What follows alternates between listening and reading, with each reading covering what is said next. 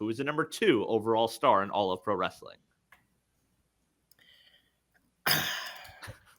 I think WWE wants us to believe it's Cody. I don't think it's Cody. I still think that CM Punk is a bigger star than Cody Rhodes. And I think he is the second biggest star right now in all of professional wrestling, which is why I maintain the biggest thing they can do at Rumble is Roman versus Punk. Again, still don't know how we get there necessarily. I think that's the biggest match they can do. And if that's the biggest match they can do, those are the 2 biggest stars in pro wrestling today.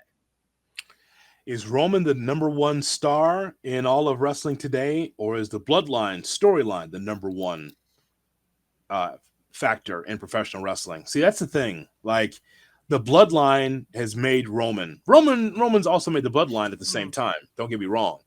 But like, to say Roman's number 1, I think the Bloodline storyline is number 1 that he's involved in.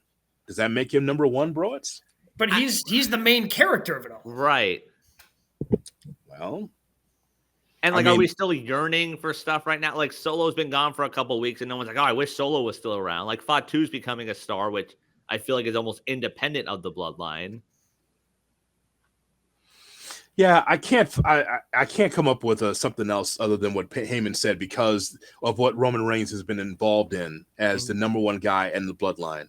But Cody Rhodes, because of this run, because of his popularity, the merchandise, he's got the Cena run that's going right now. He's doing everything. His calendar's filled. Cody is definitely a 1A or number 2 on that list, and it's deserved.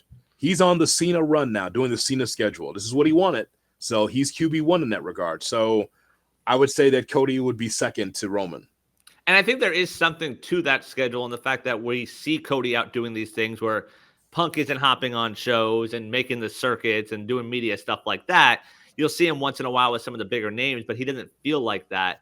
And Cody is the guy that I think sort of transcends it. Cody, you can plop as a guest spot on a random ass TV show and people will be into it. I don't know if Punk's doing stuff like that.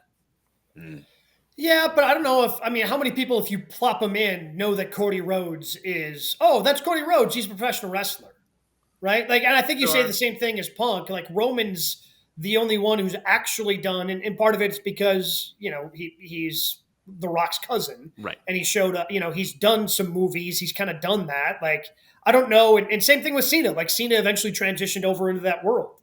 Like, I don't know if, you can plop down Cody and he's going to look good in the suit. But if somebody's flipping through at, midnight on a Wednesday and Cody Rhodes is the guest and you're flipping channels on Jimmy Fallon, I don't know. Unless you know who Cody Rhodes is and you're in professional wrestling, I don't know if you're necessarily identifying him. Like, Roman, I think, is the only one who has a chance at that of the current active wrestlers.